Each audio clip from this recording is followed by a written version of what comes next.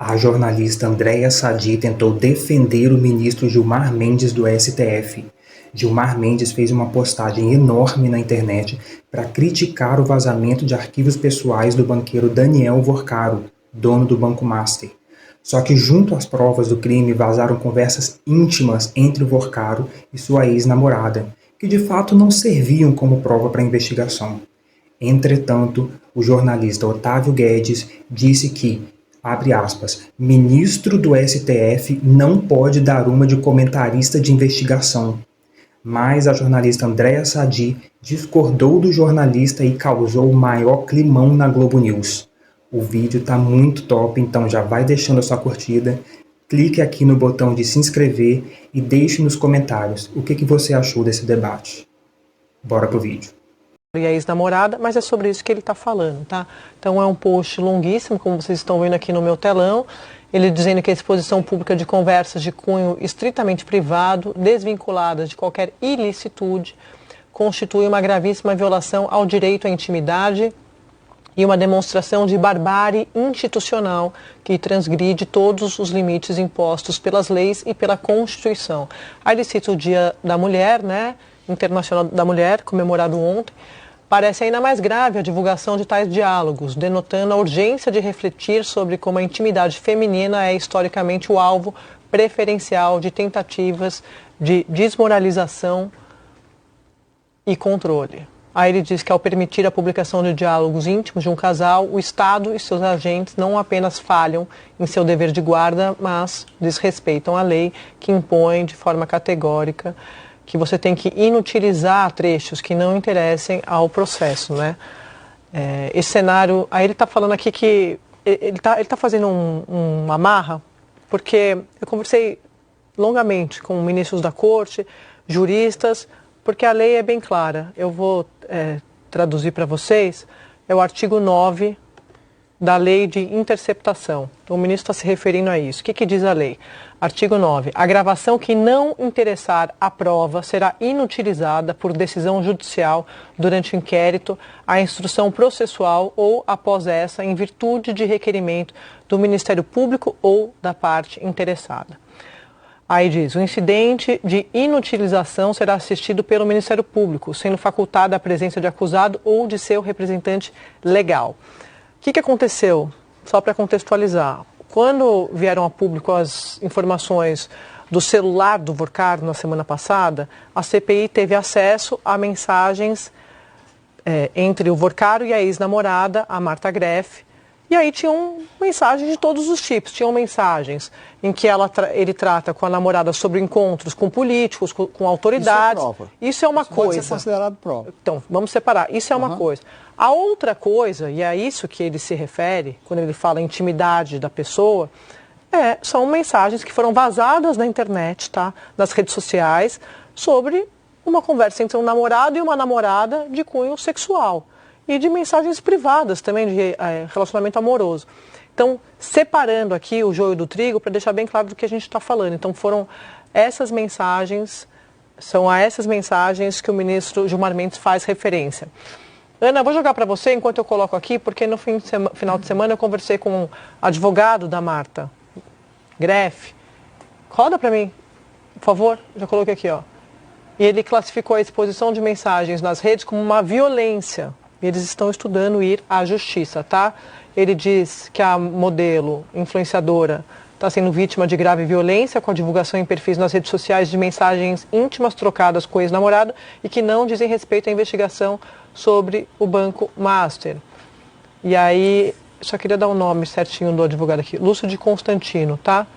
Que ela está consternada, por óbvio, né? A vida da pessoa está exposta ali do ponto de vista do cunho sexual.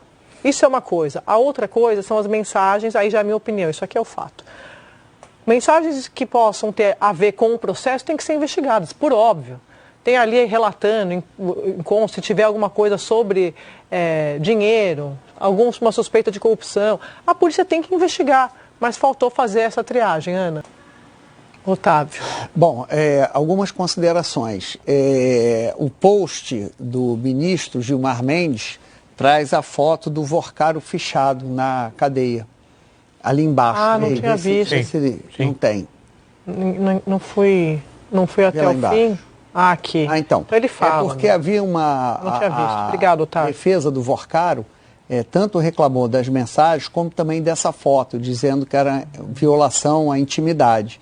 Então, como está no post do Gilmar Mendes, eu tinha defendido isso não viola a intimidade de um preso. Então, temos uma jurisprudência de um ministro do Supremo... Decano da Corte, né? Decano da Corte. Eu acho que isso aí não é violação da intimidade, né? O Estado deve fornecer mesmo. Esse é um ponto. Segundo ponto, o ministro Gilmar Mendes está coberto de razão. Está coberto de razão. Mensagens de cunho pessoal. Você podia botar só lá a primeira frase dele? Sim. A exposição pública de conversa de cunho estritamente privado, ele está coberto de razão. Mas 1 tonelada de razão. Agora, a gente também não pode ter, aí eu falo não do ministro, mas da sociedade em geral. A gente não pode ter indignação seletiva, porque a gente tem que lembrar que a Vaza Jato trouxe muitas conversas de cunho estritamente privado, que foram amplamente divulgados, e não vi essa indignação. Esse é um ponto, mas o ministro está coberto de razão. Não, e posso falar, conversando com juristas e também integrantes da Corte nos últimos dias, pode ter nulidade do processo. A depender, não só por causa disso, mas você pode abrir brechas para uma investigação. Pretexto. Mas o advogado vai procurar brecha, pretexto, o que for, para defender o seu cliente. Eu concordo no mérito, no conteúdo, mas acho que um ministro que pode ser chamado a julgar um caso não deveria fazer uma crítica pública aos agentes. Eu acho que o ministro do STF não é comentarista de investigação e esse é um dos erros que eu vejo no Supremo Tribunal Federal. Ele pode condenar, mas ele é um ministro, ele pode ser chamado a julgar. E a gente já sabe que ele tem críticas aos agentes que conduzem essa investigação.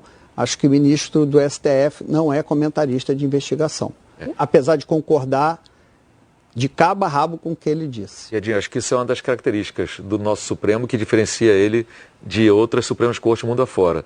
Aqui os ministros com grande facilidade dão entrevistas, se expõem, comentam, analisam, conversam com jornalistas o tempo todo, assim, e isso também, eu não sei o quanto disso é benéfico para o trabalho da Corte.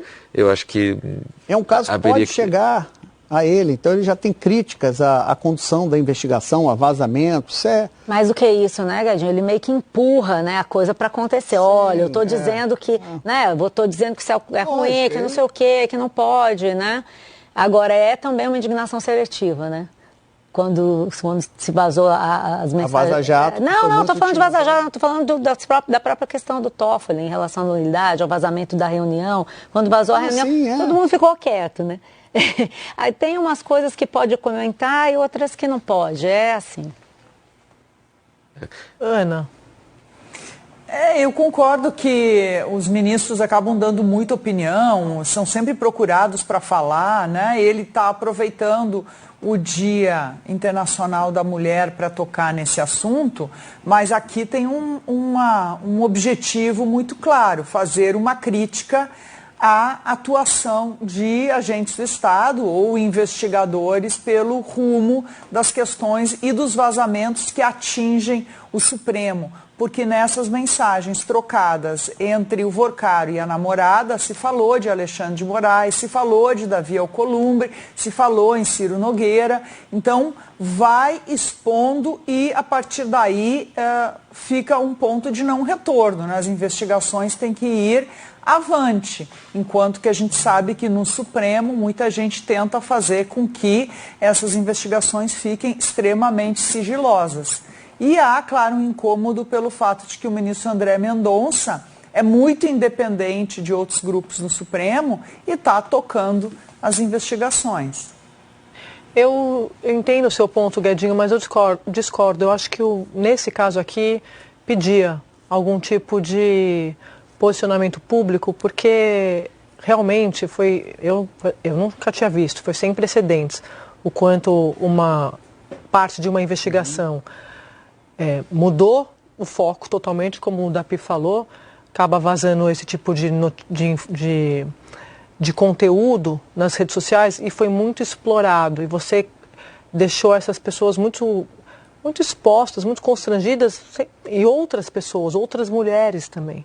Então, acho que nesse caso específico eu entendo, e via de regra você tem razão, os ministros vão ser, o próprio ministro Gilmar é o presidente da segunda turma, que vai analisar na sexta-feira a prisão do Vorcaro, mas nesse ponto específico, eu acho que estava faltando alguém falar alguma coisa.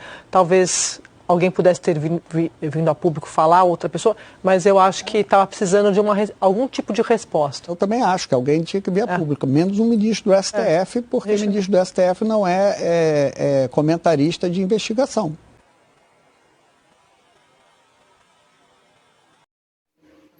Como vocês viram, Gilmar Mendes usou essa situação do vazamento das conversas íntimas para lançar uma crítica indireta contra a Polícia Federal. Mas não colou. A verdade é que esses ministros da Suprema Corte do Brasil são supremos fofoqueiros de plantão também. Se eles respeitassem a Constituição na mesma intensidade com que eles abrem a boca para fofocar, o Brasil não estava vivendo esse caos institucional. Você concorda comigo?